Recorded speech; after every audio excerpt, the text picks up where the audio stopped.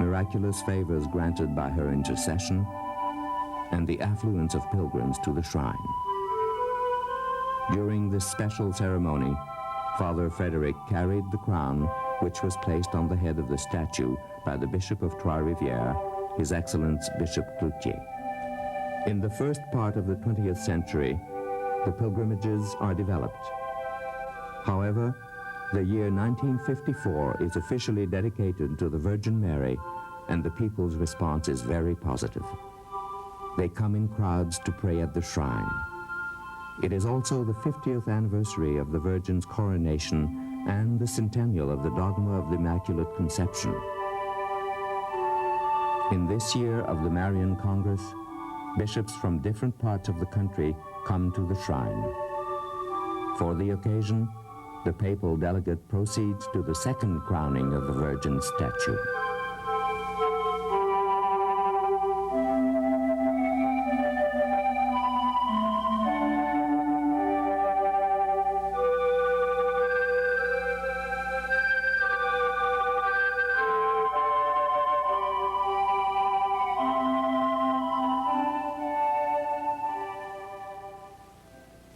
And the dream continues.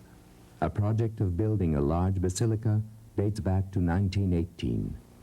At this time, people are so poor that it is impossible for them to contribute to construction of this magnitude.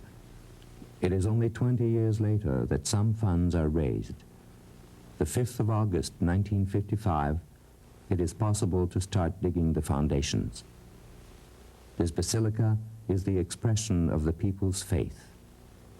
Father Paul-Henri Barabé, a pioneer of the time, said that basilica was paid by the poor as well as being the result of the Rosary Bridge of 1879. The basilica was inaugurated the 15th of August, 1964. It measures 266 feet long, 170 feet wide, and 240 feet high. It seats 2,000 persons. It is the work of Mr. Adrien Dufresne, architect.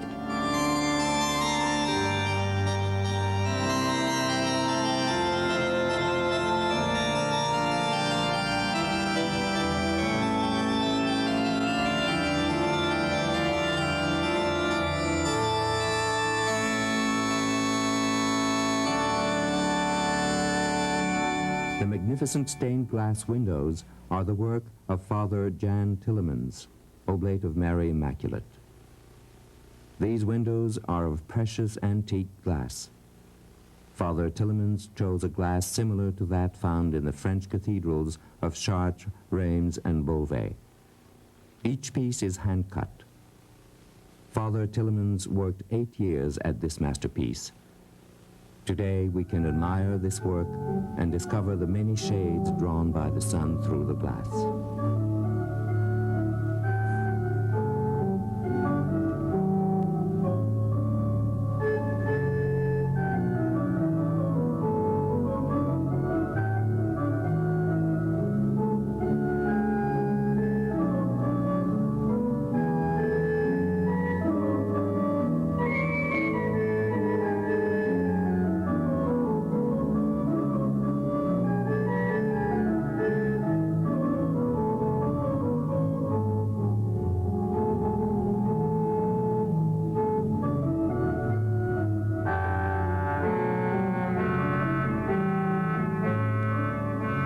The Basilica of Notre-Dame-du-Cap also harbors a magnificent organ. This instrument has an electro-pneumatic traction with a set of 75 organ stops for a total of 5,549 pipes. It was built by Casavan Brothers of St. Hyacinth. Some pipes measure up to 32 feet. The instrument is of neoclassic conception and can play music of Johann Sebastian Bach and César Franck, as well as contemporary music.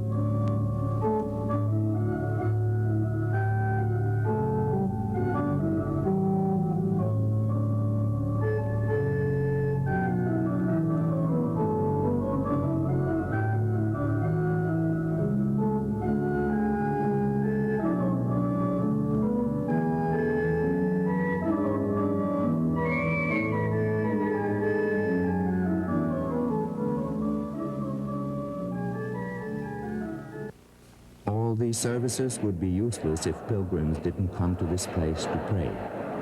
In fact, the devotion to the Virgin Mary brings each year about 800,000 persons. The 10th of September 1984, Pope John Paul II, traveling across Canada, stopped as a pilgrim at Notre-Dame-du-Cap. He started his visit by a moment of prayer at the small shrine. He also celebrated the Eucharist in front of a crowd listening attentively despite the abundant rain falling during several hours.